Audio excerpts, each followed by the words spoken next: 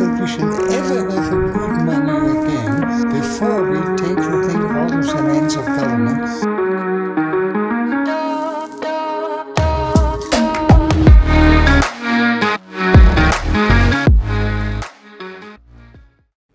Yo, welcome to Simply Bitcoin Live, your number one source for the Bitcoin revolution. We cover the Bitcoin news, the culture, the memes, the fails by the governments, central bankers, all of it.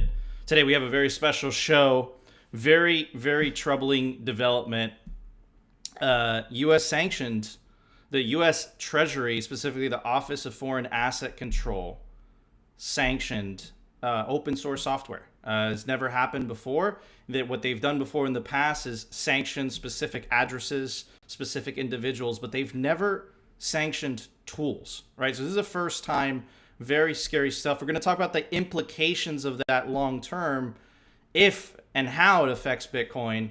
But before we get to that, I want to say hello to my co-host. How you doing, Opti? What's up, Nico? How you doing today? Very excited that you guys can see me in 1080p. I got my camera working. We are looking good. I didn't really do my hair, as you can tell. I tried to, but hey, it is what it is, Mama Nico. We're making it worse, but we are good to go. Let's get into this show. Hell yeah. Hell yeah. All right, guys, let's get into the show. I think you guys will like it. Anyways, Opti, it's time for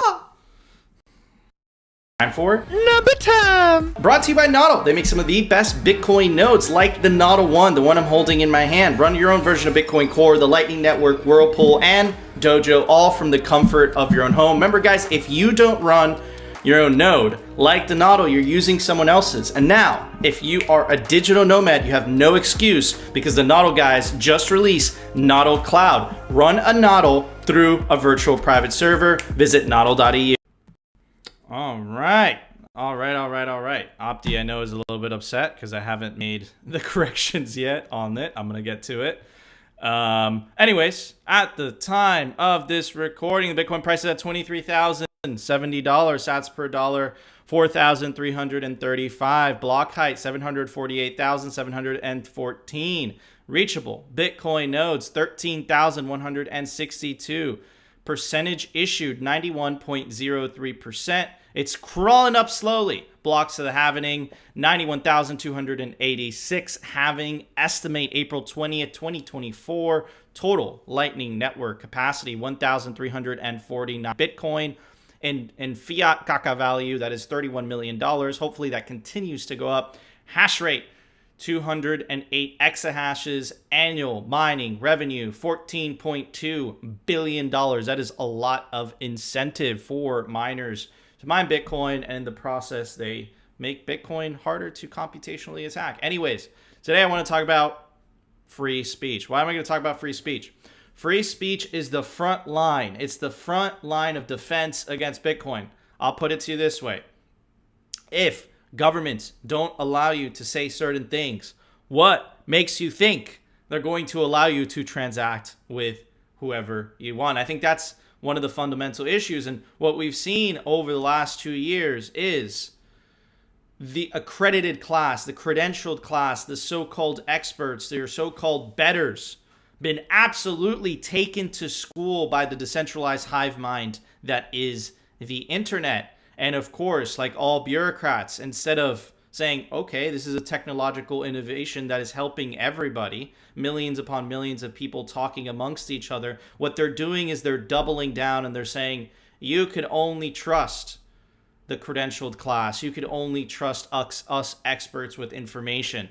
And the developments is definitely frightening. We saw earlier on this year, thank God for the First Amendment in the United States. This got overturned, but the Biden administration tried to establish the Ministry of Truth. The Disinformation Governance Board already looks like a partisan instrument. This is an article by the Wall Street Journal. This is in Europe, right? This is 2022, strengthened code of practice on disinformation. To read the announcement, says such commitments include demonetizing the dissemination of guaranteeing transparency of political advertising and enhancing cooperation with fact checkers. Guys, think about the last 2 years. How many times have the fact checkers been wrong? How many times have they deplatformed people because they are going against the official narrative, the official party line, right? Anyways, moving on. Is an article by Protocol, and it describes what the code is, the European Commission's long-awaited code of practice. It says the code, which was developed by 34 signatories, including Meta, Google, TikTok, and Microsoft, is essentially a list of disinformation fighting practices tech companies can employ if they want to demonstrate they're at least trying to mitigate risk and stay in compliance with the Digital Service Act in Europe. Again, so you can only trust, you can't trust what your eyes see, you can't trust what your own common sense sees.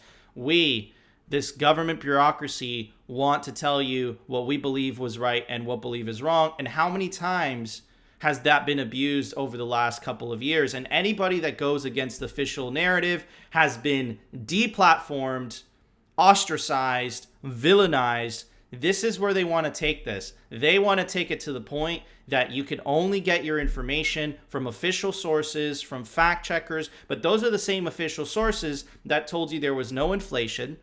There was some inflation. Inflation was temporary. Inflation was caused by Putin. These are the same people. These are the same people that are redefining what a recession is. These are the same people that want you to trust them. And let's talk about what happened, right? A couple days ago. This is a video from the word that I can't say on YouTube, 1984. And this is the prosecutor against Alex Jones. Now, here's the thing about Alex Jones. He's a very divisive person. I don't agree with 50% of what Alex Jones says. However, I might not agree what you have to say, but I will die defending your right to say it. These are the principles of Bitcoin. You might not agree with someone else and how they're transacting, but, right, they're going to transact. It's the money of enemies. So like I said, the fight for free speech is the fight for Bitcoin. And here is a prosecutor.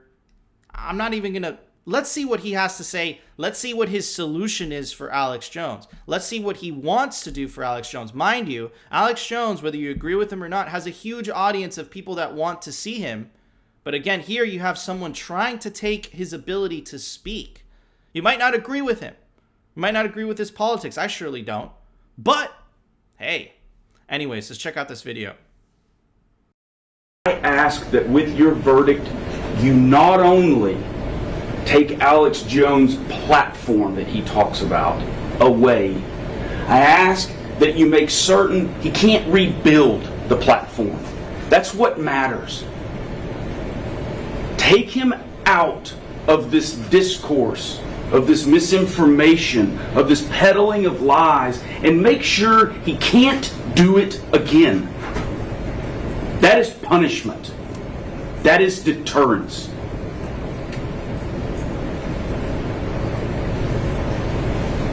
Misinformation spreads 6 times faster than the truth.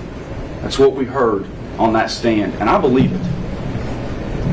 Alex Jones found a way to monetize that. Boy, did he find a way to monetize it. And in monetizing that, he made a wealth, a huge. So, anyways, absolutely dystopian stuff. Let's talk about the First Amendment, right?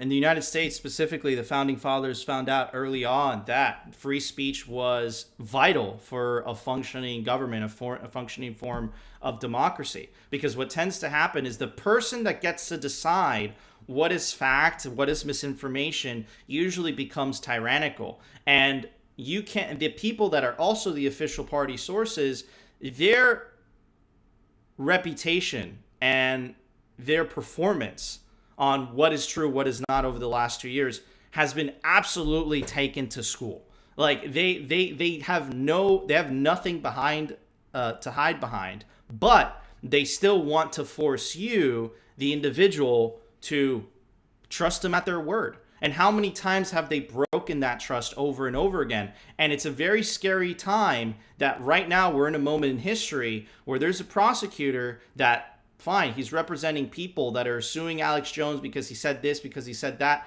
It doesn't matter what he said.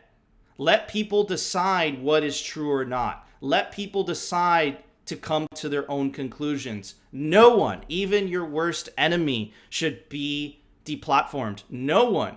Everyone should have the right to what they think is right. And let the free market of ideas decide what idea is good and what idea is bad. Because I'll tell you this, there's no group of elites or bureaucracy that could do a better job disseminating information than millions upon millions upon millions of people coming to their own conclusions. Again, this is an example of central planning doing what central planning always does, coming up short and failing. Anyways, Opti, what are your thoughts?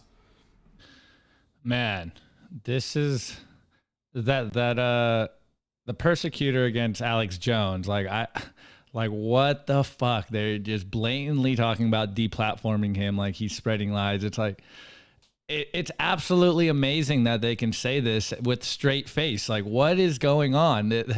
It feels, I say this all the time, it feels like we are in peak clown world, and then every other day we get like, it just keeps climbing even higher, and it just gets more dystopian and more authoritarian. And these people are psychopaths. I know I say that all the time, and Nico thinks that I'm crazy when I say that, but I think it's very obvious that these people could care less about you. They want to corral you. They want to make sure that you can't understand truth, that you don't even speak truth, that you're so afraid of the consequences that you are not going to propagate the truth.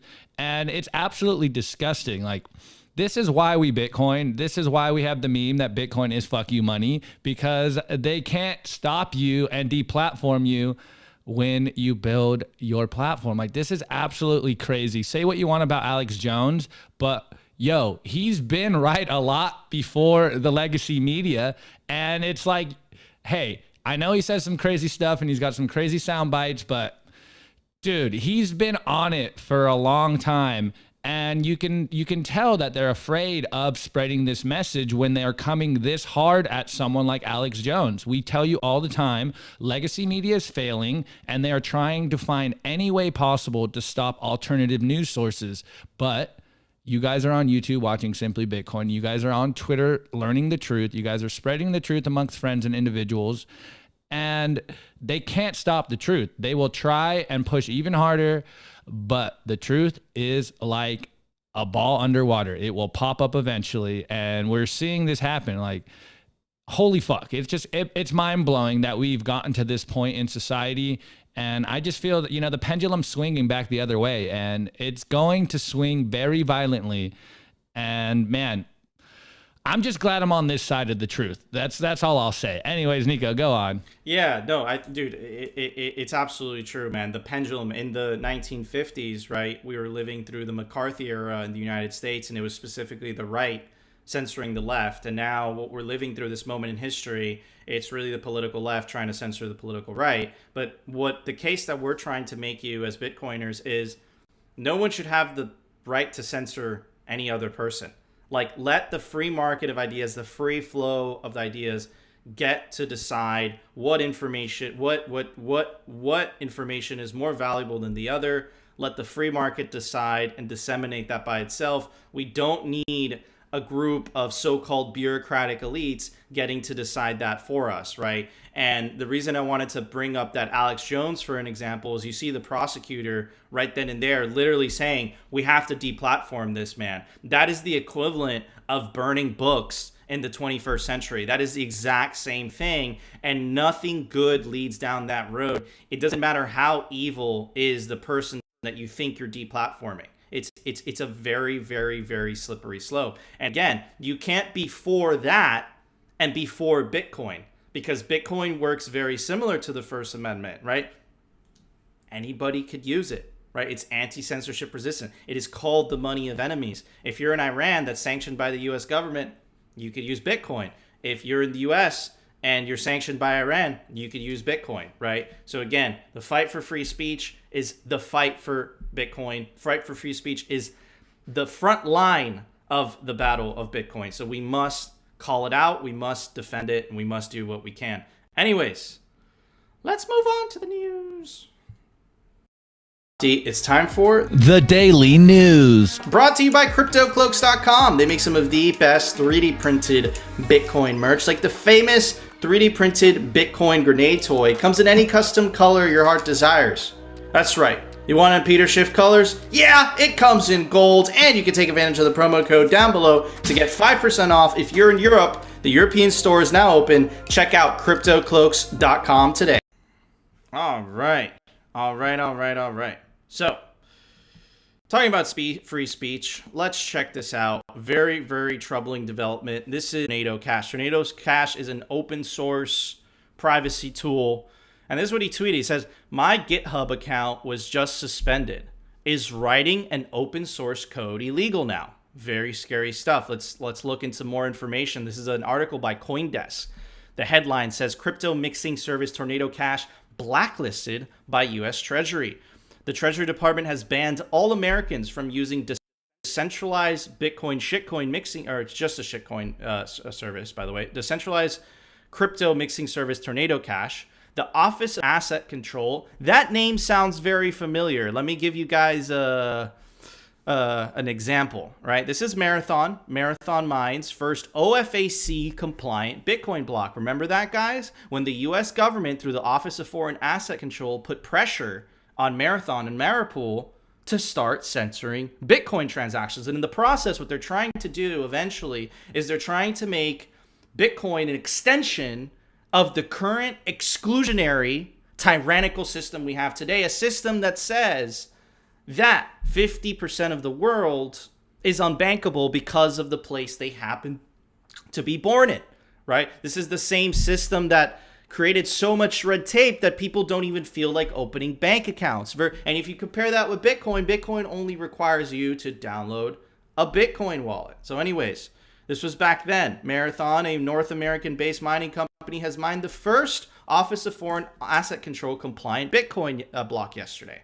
Basically saying, we mined a Bitcoin block that was approved by the U.S. government. The U.S. government has such a great record, right, of human rights and invading Afghanistan, invading Iraq, invading Vietnam, killing a ton of people. Yes, let's give these bureaucrats even more power. Anyways, moving on. Tornado Cash has been a key tool for the Lazarus Group, a North Korean hacking group tied to the 625 million March hack of Axie Infinity's Ronin network, according to the Treasury Department. Now, that's the excuse, right? That's the excuse. You need a boogeyman. If you don't have a boogeyman, then you can't start censoring transactions, obviously, right? So remember what I told you guys about Bitcoin being the money of enemies, right? Anyone. That's the beauty of Bitcoin. Anyone could use Bitcoin. Now, am I advocating for North Korea? No, not necessarily. It's a very totalitarian country. But what I'm trying to say, very similar to free speech, is that you either pick a group of people to get to decide who is entitled to use money or not, or everyone's allowed to use money. Very similar with free speech, right? That's why the First Amendment takes away the government's ability to police what is free speech and what is not free speech. Because the founding fathers in the United States specifically knew how that was going to be abused. And I think they were right. Look, 250 years later, and you have, the Biden administration trying to create speech police. So anyways, moving on. This is the response by Coincenter. U.S. Treasury sanction of privacy tools placing sweeping restrictions on all Americans. And you might be thinking like, hold on a second. That's a shitcoin service. Guys, you're missing what the implications of this are. And this article does a very good job at talking about that. Tornado.cash, the website and associated Ethereum addresses have been added to the OFAC, Office of Foreign Asset Control, same office that pressured Marathon Pool to censor Bitcoin transactions, the list of specially designated nationals with whom Americans and American businesses are not allowed to transact. What does this mean in practice? It means no American could spend or receive money to or from those addresses without violating sanction laws. What is the OFAC list typically meant to do? In general, it is a tool to identify persons involved in terrorism, enemy states, or other state-sanctioned activities and ensure that these individuals cannot get the benefit of the U.S. financial system. How is adding Tornado.cash to the SDN list different from past OFAC sanctions? Smart contract is a robot, not a person. It is software that resides on the Ethereum blockchain.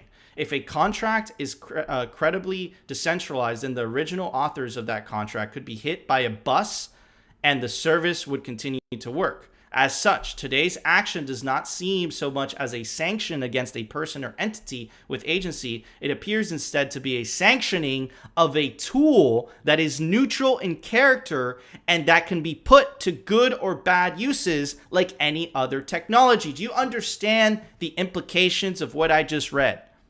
How long until they say Bitcoin and the open source of it is dangerous because it facilitates transactions that the United States government does not approve of? Because that's where this is going. And this is setting a very dangerous precedent. And if the US government was really concerned, why didn't they sanction specific North Korean members or North Korean people or the North Korean government? What they did instead is they said, we're going to sanction this privacy tool. And what that does is it sets a precedent for the future. It labels a certain privacy tool dangerous, and therefore American citizens can't use it. This is just a tool. It would be the equivalent of saying we must ban all guns because some guns are used to kill people, therefore we have to get rid of them all. That's the same type of logic in this. It's just a tool. Anyways, it is not any specific bad actor who is being sanctioned, but instead it is all Americans who may wish to use this automated tool in order to protect their own privacy while transacting online, who are having their ability curtailed without the benefit of any due process. Even when Bitcoin addresses have been added to the SDN list in the past, the rationale for those additions is that they are under the control of persons who are engaged in sanctioned activities. Again, here you have this government bureaucracy escalating it once again. And the address is simply another alias for the person. If it was the Treasury Department's intent to sanction some groups who actively maintain or promote Tornado.cash, that would be one thing. This SDN entry, however, merely identifies a URL and a series of Ethereum contract addresses. Sanctioning a tool that is not an alias of any person meriting sanction is substantially different from typical usage of the SDN list. It is a ban on a technology and not a sanction against any person. And again, here you have an abuse of power. They're using North Korea as an excuse to ban a certain technology. And this sets a precedent because in the future, and I'm going to show you, right? Bitcoin and US sanctioned policy, current sanctioned policy does not commingle. Bitcoin facilitates anybody to use the Bitcoin network to transact with anybody their heart desires. All they need is the corresponding private key of the Bitcoin of which they want to spend, right? So you see where this is going. Is a very, very, very dangerous precedent. Anyways, even worse, because of the nature of blockchain transactions, an American who has sent money through the Tornado.cash address is not even able to reject the transaction, and yet may be at that moment technically in violation of OFAC rules. That's right. What happens, and this is already starting to happen from a little rumblings that I've heard on Twitter, is that the actions that the addresses that have so-called been the addresses that are so-called clean are being sent dust from the blacklisted addresses. So it's like you can't control this. And again, why are they doing this? Because they're trying to force the old system of control and exclusion on top of the new system, on top of Bitcoin, on top of this shitcoin network. You see where this is going. The writing is on the wall. Anyways, we are looking at the legal and constitutional ramifications. At first pass, it's worth noting that under Berkeley versus Vallejo and Citizens United versus FEC, limitations on spending money raise First Amendment concerns because spending is necessary to support and communicate political speech. In Sorrell versus IMS Health Inc., the court went so far as to invalidate a state law that made the buying and selling of prescription drug information for marketing purposes illegal on First Amendment grounds. In this case, this law are being used to create a limitation limitation on spending money, not merely a person who has been found guilty of a crime or even suspected of terrorism. This is a limit on any American who wishes to use her own money and a freely available software tool to maintain her own privacy, including for otherwise entirely legal and personal reasons. And now this, they know that. These people are not stupid. What they're trying to do, and you saw that, let me pull it up. You saw that with this, right? With the OFAC compliant block, is they're trying to make Bitcoin, I'm going to keep repeating this, into an extension of the current system, the current politicized financial system. The US government has weaponized the US dollar, and it's taking advantage of the fact that it is global reserve currency to control other countries by controlling the money. Now, the problem is that with Bitcoin, they lose a lot of that power. So right now, what I believe this is it's setting a precedent for the future. How long until they come out perhaps a couple years from now and say, hey, the Bitcoin GitHub, it was used by the Iranians. It was used, Bitcoin was used by the Iranians. Bitcoin was used by Russia. Can't have this. Can't have American citizens using that, right? This is what they're doing with this. It starts off with this small, insignificant privacy tool that none of us use because it's for a shitcoin, but the significance of this can't be overlooked. Anyways, moreover, while limitations on speech are often constitutional applied after the fact, prior restraints on speech are typically unconstitutional. OFAC sanctions, unlike a defamation claim, operate as a regime of strict liability, meaning that no prosecutor or judge needs to make any public showing of fact to add a name to the sanctioned person's list, and transactions with anyone on that list are banned. A prior restraint, irrespective of the specific details of any particular transaction or the motives of that transacting person. The constitutionality of that regime, as is typically applied, has not, to our knowledge, been challenged on First Amendment or due process grounds. This particular usage of OFAC in constitutional concerns because it is, again, not a ban on one non-US person's ability to use the financial system. It is instead a ban on effectively every American's ability to use a particular open source software tool. Bitcoin is open source software. And you're still not convinced. This came out today. Iran places first crypto-funded import order, $10 million. Iran registered its first import order to be paid in Bitcoin or shitcoin since the government, strapped for foreign currencies due to sanctions, amended digital assets legislation to allow locally mined cryptocurrencies to be used for purchases. The order is valued at $10 million. The report cited a tweet from Alzira Penman Park, an official of the Ministry of Industry, Mine and Trade, which said that by the end of September, Iran's use of cryptocurrencies and smart contracts will be widespread in foreign trade with target countries. Iran is one of the countries that is on U.S. sanction list. So how long until they say, hey, this Bitcoin software can't do it because, it's sanctioned, right? And again, they're not using those sanctions to go after specific individuals. Now the U.S. government has set a precedent where they're using sanctions to go after specific open source software. And why are they doing this? Yes, they're using North Korea as a smokescreen. They're using this because they can't control Bitcoin.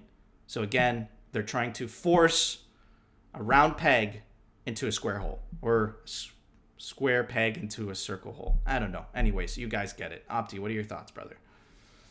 Well, I mean, I think you covered it really, really well. And this is definitely setting a dangerous precedent for everything we're doing over here in the Bitcoin and, by extension, the shitcoin space. But from my rudimentary understanding of all this is definitely looking like an unconstitutional clamp on free speech. And, I'm reminded of the story of Adam Back posting, software code on a t-shirt and traveling over borders. And it's like, we've known for a long time that software is speech. So if they are clamping down, as Nico said, on the tools to, it's just software. And so they are definitely setting a dangerous precedent over here because, as we're saying, software is speech. It's unconstitutional for them to crack down on software. And then furthermore, I was watching the Peter Valkenborough. Sorry for apologizing for messing up your name, but he went over this yesterday, and another aspect that I wasn't aware of is that anonymous payments for political campaigns, or stopping anonymous payments for political campaigns, is also unconstitutional. So we will see how this ends up, but it's definitely looking like what I just said a minute ago, that the authoritarians are leveling up the insanity right here. And also, not to get too like conspiratorial or whatever, but the fact that we saw Trump's house raided yesterday as well on the same day,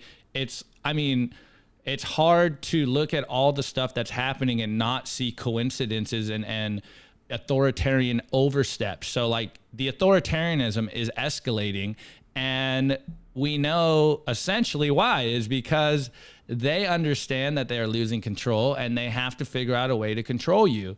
And it's just, man, this is absolutely mind blowing to me that they can do this. And I mean, say what you want about it being on ETH and a shitcoin and all that, but it's not looking good if this goes through and what that precedent would set for all of us over in Bitcoin. Like we say it all the time, man, like, shitcoins make Bitcoiners look bad. And this is crazy talk to me. Like I said earlier, the news today is pretty heavy, but hey, man, we shall see how this ends. But they are reaching, guys. The authoritarians are trying to take all your freedoms one step at a time. And I think this is further proof that we are right about all this. Like, we are not just making this up. The proof is in the pudding. They want to control you in any way possible. And the first thing they can do is try to control your money. So, hey, this is why we Bitcoin. This is why we show up every single day to counter this FUD, because if we don't do it, then who else will? Because the legacy media is going to keep feeding you bull. So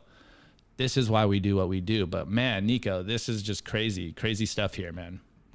Yeah, it's super crazy. I think this is just round one. Now, one thing that I wanted to say about federal agents raiding the home of a previous president, that's never happened before in American history. That's something that you would see in developing countries. But I don't want to get into the politics of that because we try to stay as neutral as possible on Simply Bitcoin. But I'll tell you this, right? Remember that Nayib Bukele's government in El Salvador never raided the home of a previous president. And he never put the government of Nayib Bukele also didn't put past cabinet members of the previous administration in jail either. So when they call El Salvador a dictatorship, remember what happened. Because what I'm seeing here is the typical case of psychological projection. That's what it is, right?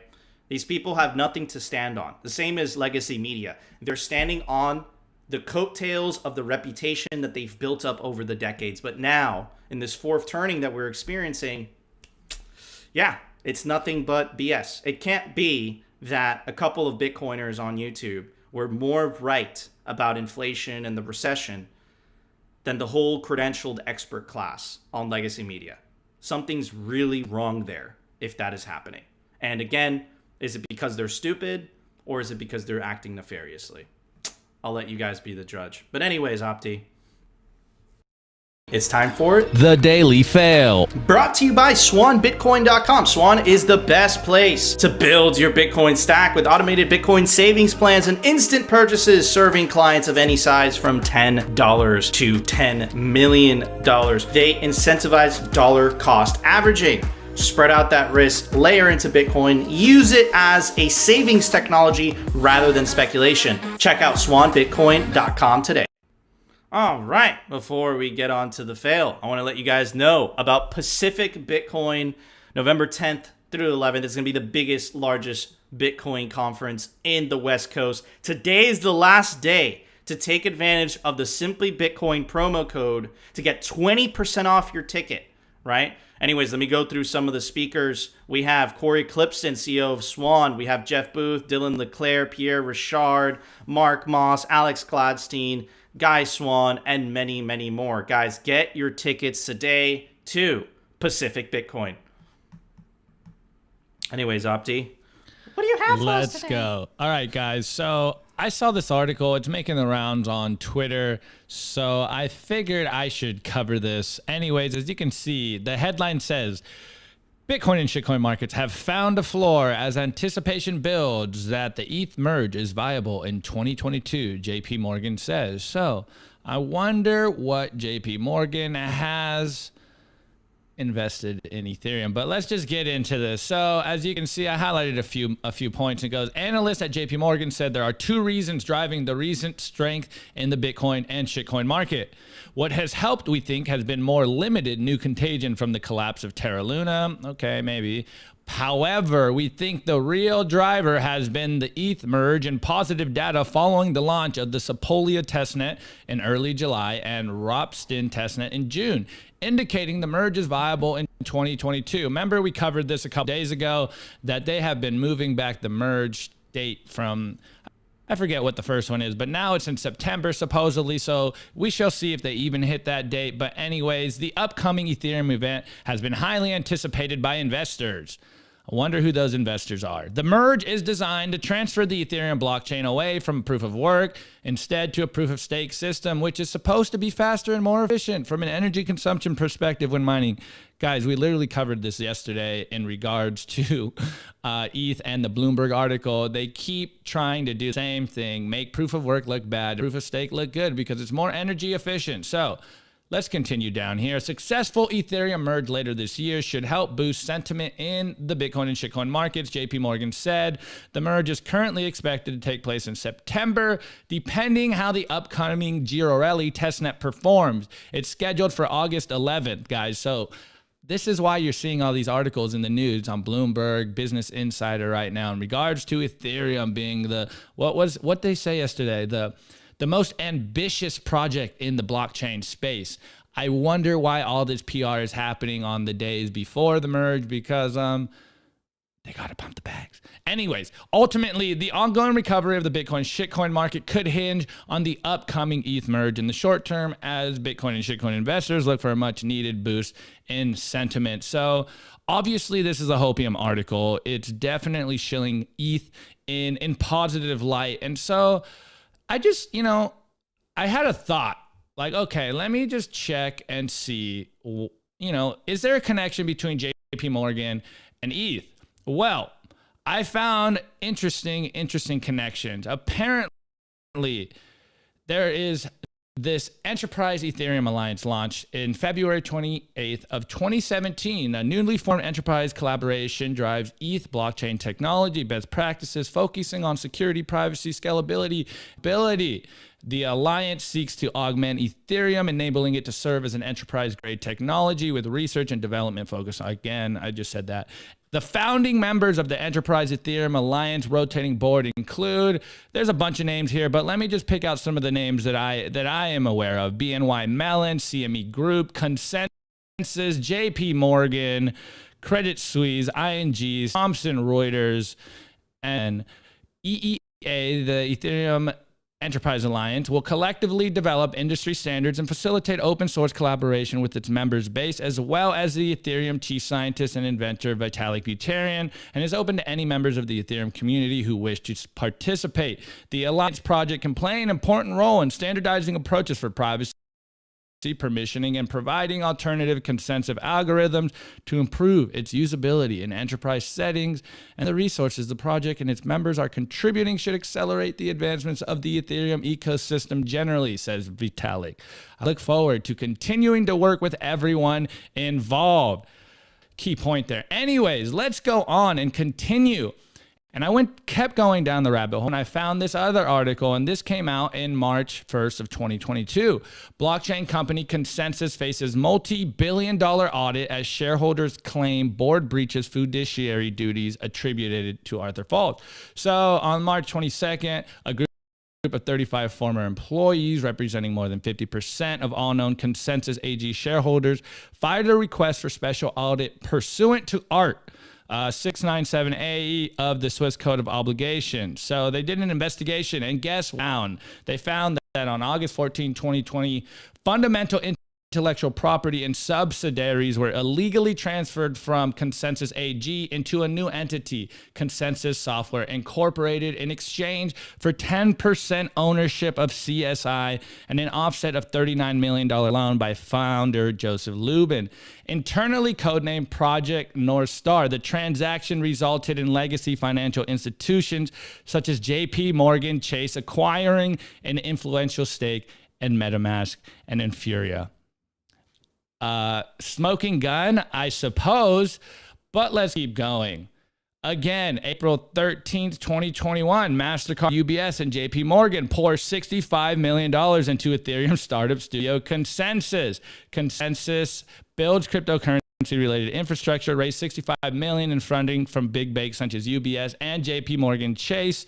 Another financial giant also joined. So, guys, remember this bullish article on Ethereum. Why do you think that JP Morgan is bullish on ETH?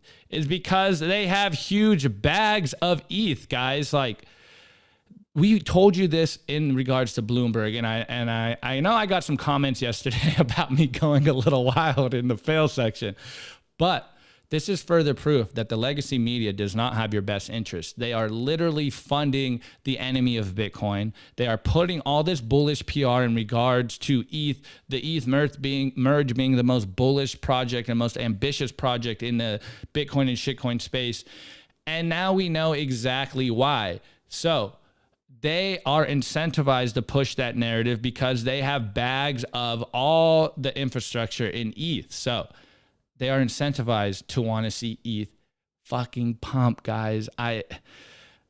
What did we say before? We created a meme on here, and it's basically that ETH is recreating the financial system on the blockchain. Oh, guess my camera wasn't fully set up, Nico.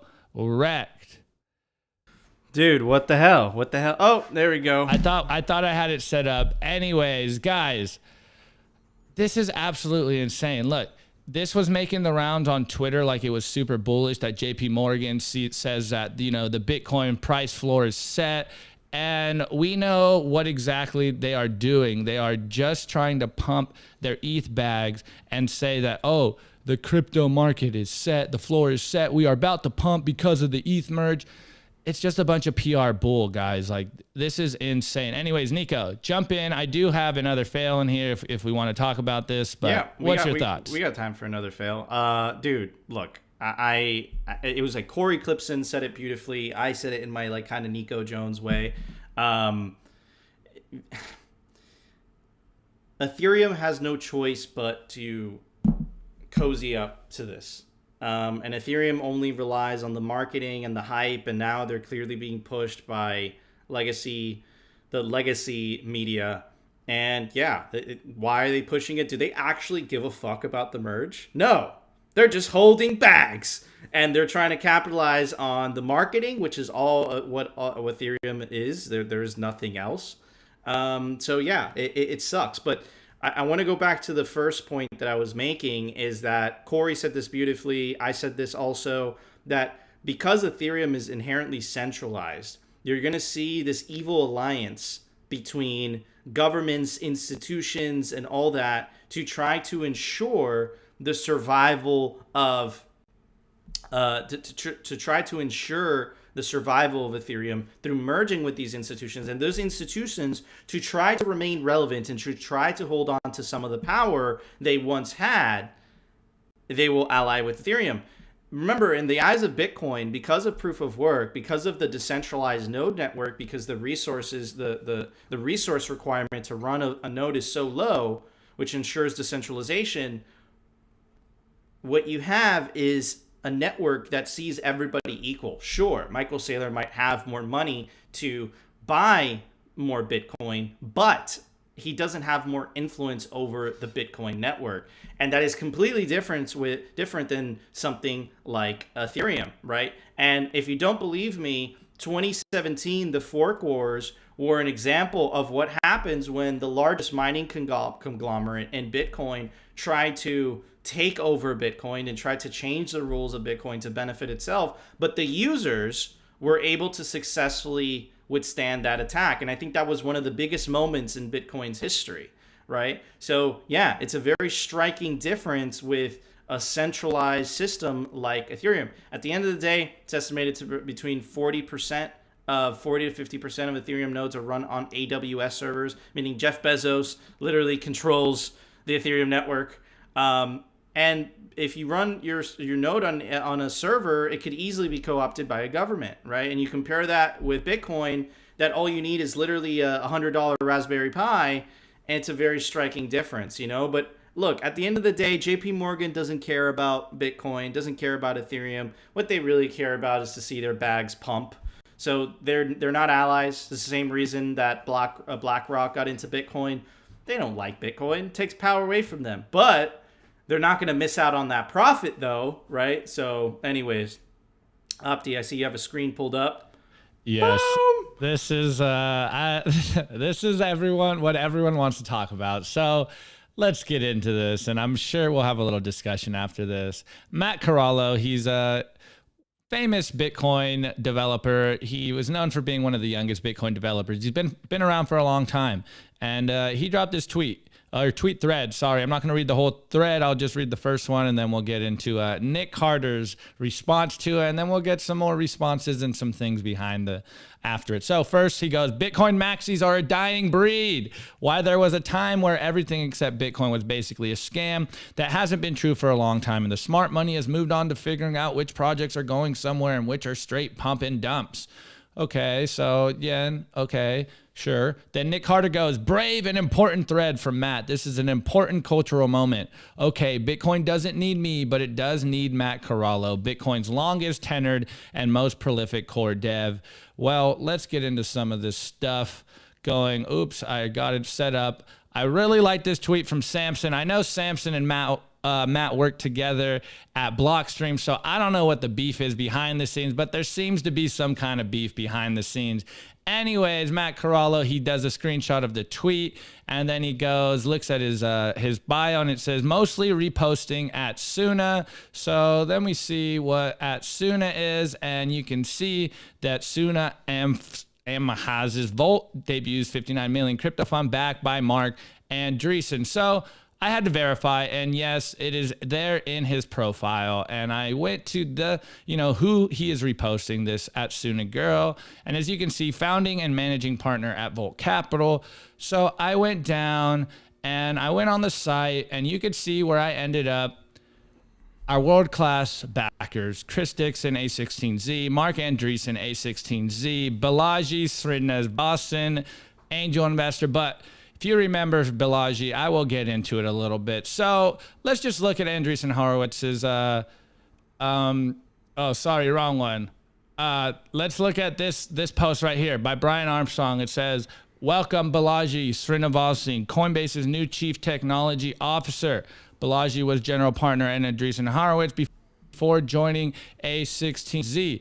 So remember Balaji, guys, he not only worked at Coinbase, but I couldn't find this on Twitter, but I found this nice little tidbit right here, posted 5 years ago on RBTC. Balaji on block size. Probably most corporations and venture capitalist Bitcoiners think the block size should be increased because Bitcoin network should handle lots more traffic. So these are the people that are behind Suna fundraising, and these are the people that Matt is apparently aligning himself with. So remember all and I love this by John Carvalho. Remember all those Ponzi's that blew up this year and shitcoins that died over the past 10 years, and those JPEGs people believed in, and all those A16Z pump and dumps.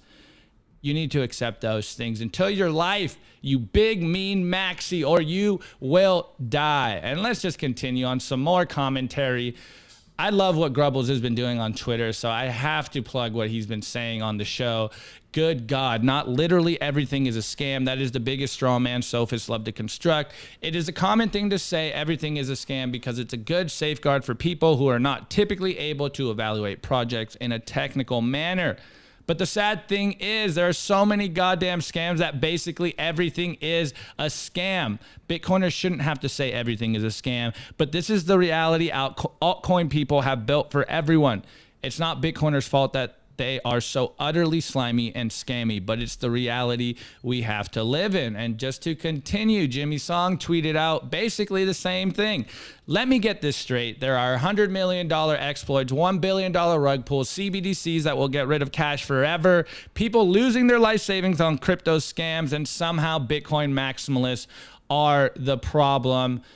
And then one last, Nico, and then we'll jump in and we'll talk about it a little bit. This is from Tour de Meester, and he's quote tweeting or screenshotting this guy, Alexander Bernstein, who's saying that Bitcoin maxis is a cult, disgusting and plain vanilla stupid, making us all little brain people. And I love Tour's response because this is how I see it as well. My take of Bitcoin maximalism is that it's a belief in a winner-take-all outcome of these monetary protocol wars and in Bitcoin's path dependence and network effects. I don't see what's stupid or disgusting about that. Oh my God, my camera, Nico, wrecked all day. I guess I didn't figure out the camera, guys. My fault. But anyways, let's get into this. Do you believe that Bitcoin maximalism is dying out there, Nico? Because personally, I see the opposite. I see way more Bitcoin maxis out there on Twitter. I see more people stacking sats. I see more people understanding that shitcoins are a scam. And all you need to do is stay humble and stack sats. Now, on the one hand, I definitely can, see his point of saying that, yes, if I go down into the thread and you read the thread, he is kind of echoing something that I said last week is, guys, we need to push the things that we love and that we know to be the positive message. As I've been saying, push the good word of Bitcoin because I believe that that is a better way to spread the message of Bitcoin. But do I believe that Bitcoin maximalism is dying? Is no.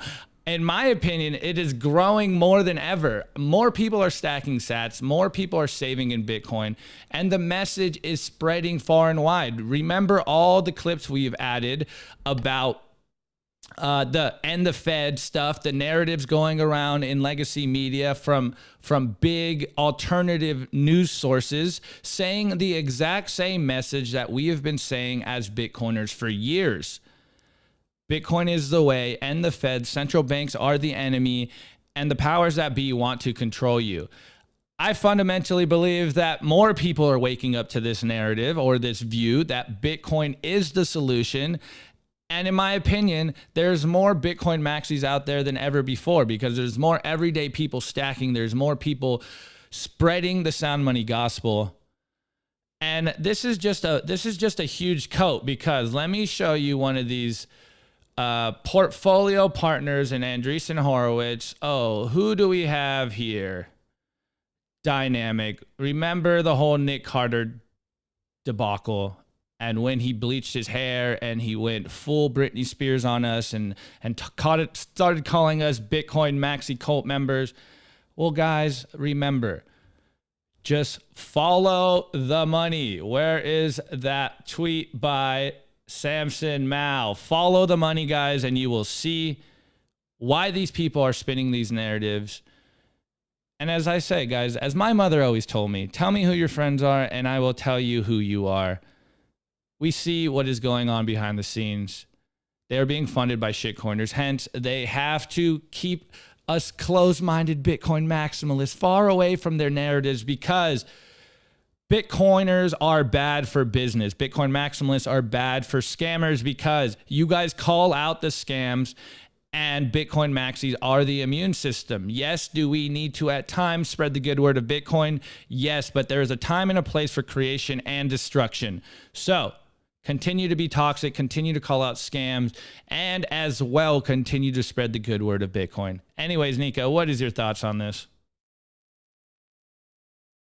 You're muted. Sorry about that. There's a bot in our chat. This is the first time it's happened. Interesting. Okay, so what is my thoughts on this? Dude, remember what I said about projection? Yeah, I'm gonna. That's what I have to say about this, dude. Like, it's like, oh, You exposed my scam. Bitcoin maxis are bad. They're dying. My star is rising. Yeah. Look, a lot of people bash Nick Carter. I appreciate all the work he did against, fighting the climate. He did a lot of good work with the climate stuff. So I'm going to acknowledge that. That being said, his behavior after his investments blew up because he invested in shitcoin companies was unacceptable. It was just attacking maxis to attack maxis. Yeah, so it's just, man, I think it's a scapegoat. It's a scapegoat. Maximalism has saved so many people, noobs, from getting into the space, from getting absolutely wrecked. So I like maximalism. Do I think it's perfect? No. Do we eat our own sometimes? Absolutely. But it's an immune system, dude. It's the decentralized immune system of Bitcoin Twitter. And I think it serves a purpose in all of this. So yeah, man, good stuff, dude. Connecting the dots, to be honest. Good stuff, Opti. Opti's getting better. I'm doing better. I just want to say one last thing, Nico. Go ahead, Opti. I wouldn't be here if it wasn't for the toxic maximalists. Like they opened my eyes to what is going on here. And yes, some of them are crude and some of them are very disagreeable, but that is a feature, not a bug. Quit fucking with our money because it pisses people off. This is the fundamental thing that these people are talking about. Just stop messing with the money and you won't get so many angry people. Like, it's pretty simple. Yeah, 100%. Amen to that, brother. Anyways, Opti, literally my favorite part of the show. Let's do it. Time for it. The Daily Meme Review. Brought to you by Citadel 21. It's the best Bitcoin cultural zine. It's stories, articles, comics by actual Bitcoiners. This is artwork for Volume 10. This is the artwork for Volume 11. And this is the artwork for Volume 2. Volume 2 is almost sold out because there's only 1,000 physical copies made per volume. Get your prints of Citadel 21 today before they run out. Boom. All right, guys. We are here for the meme review. Of course, send us your meme review score in the YouTube chat so that we can talk about them after the meme review. First and foremost, we talked about the Inflation Reduction Act yesterday, and I really love this meme by our in-house researcher at Pleb Signal BTC. Shouts out to you, bro. And it's just hilarious. 8,000 IRS agents, my $601 in my Venmo account. And if you guys know, this is the OJ cop chase, classic moment in history. And then just to further make a point of how many people 8,000 IRS agents is, we found this tweet by Mike Solana, and he goes, here is an 8,000 person stadium, the number of IRS agents Biden just forced you to hire. That's a lot of agents, guys. Wait, hold on a second. John says, Nico, how much you offering for my Volume 1? Brother, I have 7 Volume 1s, dude. I'm good. Anyways. Sorry, Opti. No worries. And then, of course, you know me, sometimes memes are in word form, but I really love this right here. This by at Raheem Kasim. I don't even think he's a Bitcoiner. He's just a commentary. Oh, editor-in-chief of the National Post. And he goes, lame-o. They just use your taxes to increase your taxes so they could hire 87,000 IRS agents to rifle further through your taxes in case you owe more taxes. It's a kleptocracy. Amazing. Amazing. And then this morning, I dropped the Template Tuesday. Dude, Classic Template Tuesday. And I have to plug Becca's version of this because it's Yellow's Don't Stop Believing Space Docs. Might be inappropriate for YouTube, but amazing work, Becca. Amazing work, Wine. You guys killed it today. And then, as we've been talking about Matt Corallo and Nick Carter, I had to add this one in. Shouts out to CK Snarks. He goes, none of us are important. Bitcoin does not care. Get over yourself. But the meme is by Coinbits. They've been tagging us in really good threads. And I saw this morning, and I thought this is the perfect meme. And he goes, unpleasant facts 100. Bitcoin is not about you. And they got Skeletor running. Ah, man, I love that. Guys, this is literally why I wore the mask for the first couple episodes, because it wasn't about me. It's about the message. But now you guys know my face, so hey, it is what it is. Now, the next one. At Shire Hoddle, he goes, the maxis you speak of don't exist, and it's an invisible man with laser eyes. Yes, the maxi doesn't exist. And then, just to put a pin on the topics we've been talking today, shouts out to Tony.Hoddle or at stacking_sats_, and he goes, it's very fitting. It looks like Nick Carter.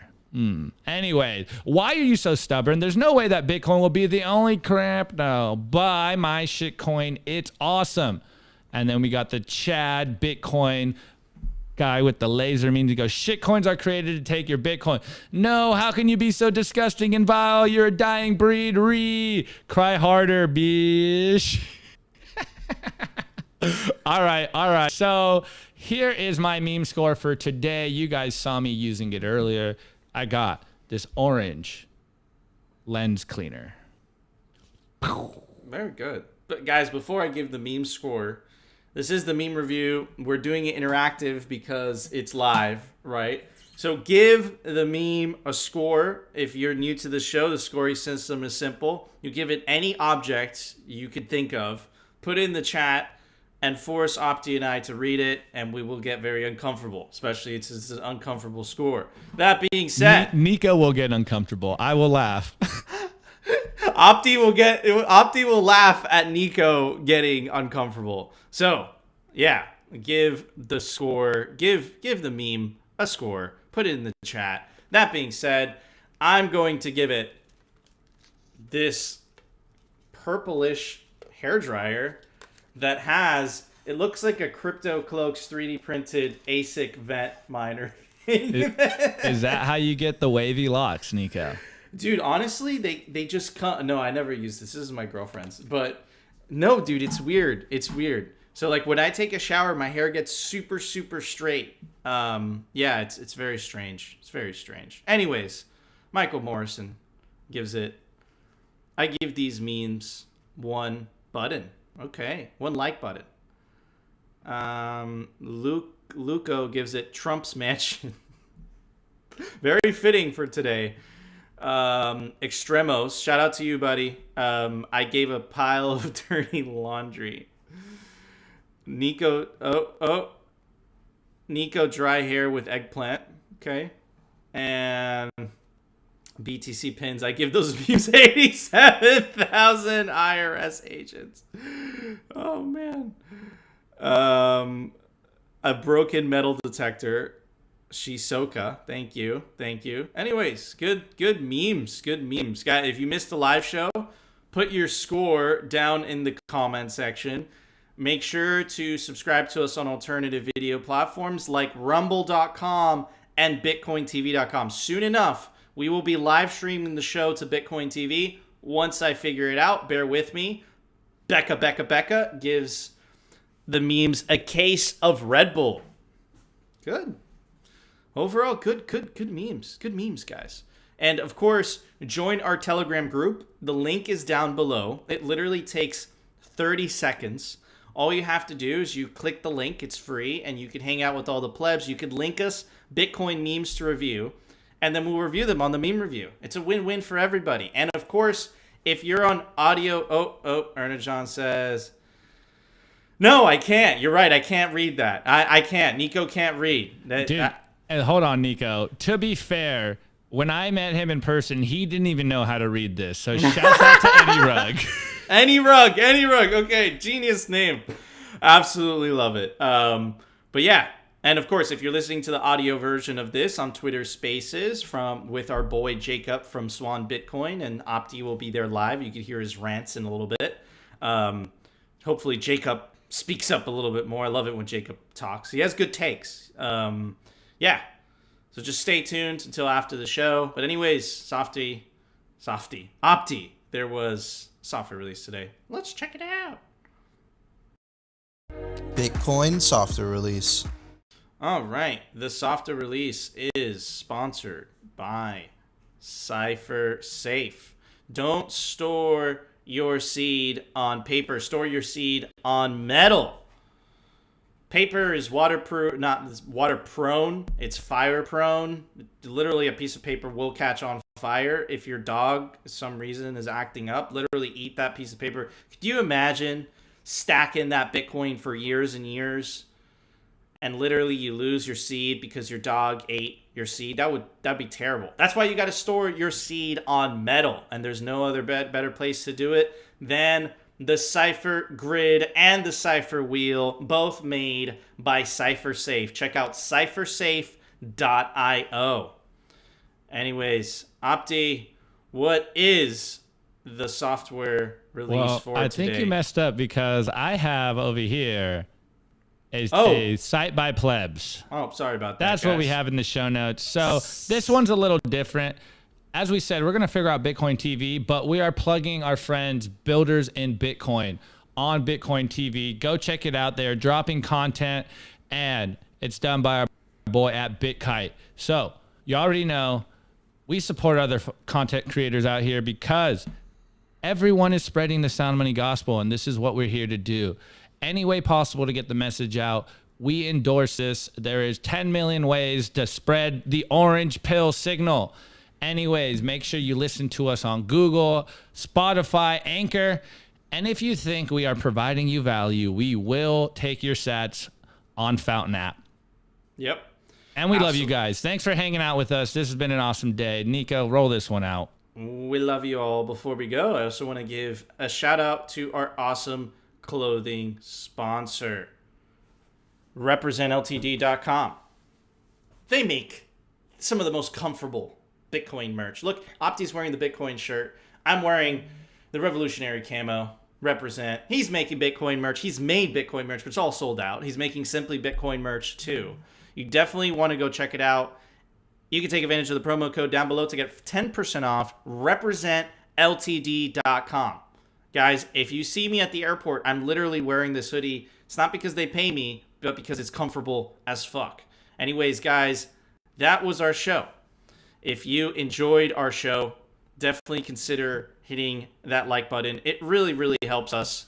This is a live show, so you guys are going to see all the authentic mistakes, all the stumbles, but we're getting a little bit better as time goes by. I also want to give a shout out to Jacob from Swan that does this, the Twitter Spaces. I also want to give a shout out to one of our researchers, Hans. Thank you so much, brother. And we got a new member of Simply Bitcoin that's going to help us with the writing on simplybitcoin.com, Sats for Life. Stay tuned. We're going to be releasing some Signal articles to kind of at least help you guys make sense of the clown world from the Bitcoiners' perspective. Guys, we love you all. Thank you so much for tuning in to another episode of Simply Bitcoin. We will see you tomorrow.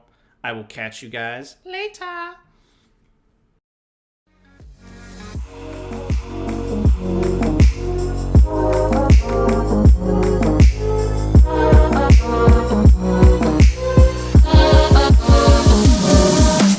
Which one's the best crypto asset? Well, Bitcoin's the best crypto asset. Okay. What's the second best? There is no second best.